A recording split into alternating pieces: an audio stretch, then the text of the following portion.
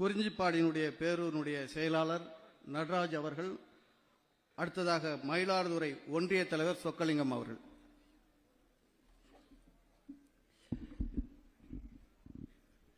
தமிழ்நாட்டில் மருத்துவர் சின்னையா அவர்களை கடவுளாக வணங்கி, இந்தியாவிலே ஒரு தமிழ்நாட்டை மட்டுமல்லாமல் இந்தியாவை ஆளும் தகுதியுடைய ஒரு தலைவன் என்றால் அது நமது மருத்துவர் சின்னையா அவர்கள் மட்டும்தான் என்பதை தெரிவித்துக் கொள்கிறேன். ஏனென்றால் இது ஒரு வார்த்தைக்காக அல்ல, இந்திய சுகாதாரத்துறை அமைச்சராக இருக்கும் பொழுது கிட்டத்தட்ட அமெரிக்க புற்றுநோய் சங்கத்தின் லூதர் எல் டெர்ரி விருது, உலக சுகாதார தலைவரின் சிறப்பு விருது, director of general WHO, world health organisation சிறந்த தலைமை பண்புக்கான விருது பெற்ற ஒரே தலைவன் இந்தியாவிலே நமது சின்னையா அவர்கள் மட்டும்தான்.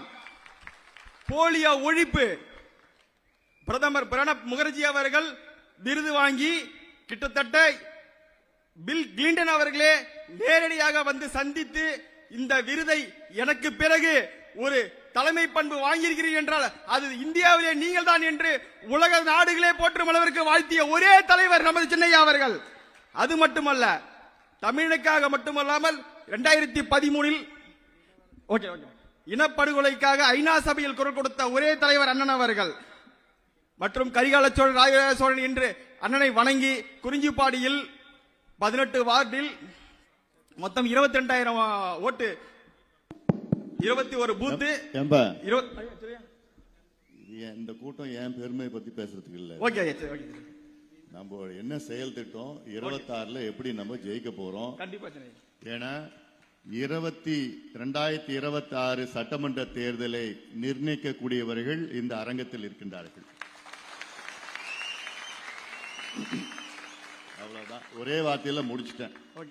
அது எப்படி நம்ம செய்யலாம்? கண்டிப்பா கண்டிப்பா ஐயா. இது வரைக்கும் 3000 வாக்காளர் அட்டை கொடுத்திருக்கோம் ஐயா, சேர்த்திருக்கோம் ஐயா குறிஞ்சிப்பாடி நகரத்துல. அது மட்டும் இல்லாம 25 பொறுப்பாளர் ஒவ்வொரு பூத் வைஸா போட்டிருக்கோம் சின்னையா. 18 வார்டுலயுமே நீங்க என்ன சொல்றீங்களோ குறிஞ்சிப்பாடி தொகுதியை 2026 வெற்றி பெற்று பாமகவின் கோட்டையாக மாற்றி உங்கள் கையில் ஒப்படைப்பேன் என்பதை தெரிவித்துக் கொண்டு விடைபெறுகிறேன். நன்றி, வணக்கம். பெண்ணகரம் ஒன்றிய செயலாளர் ஜெகதீசன் அவர்கள், மரியாதைக்குரிய ஜெகதீசன்.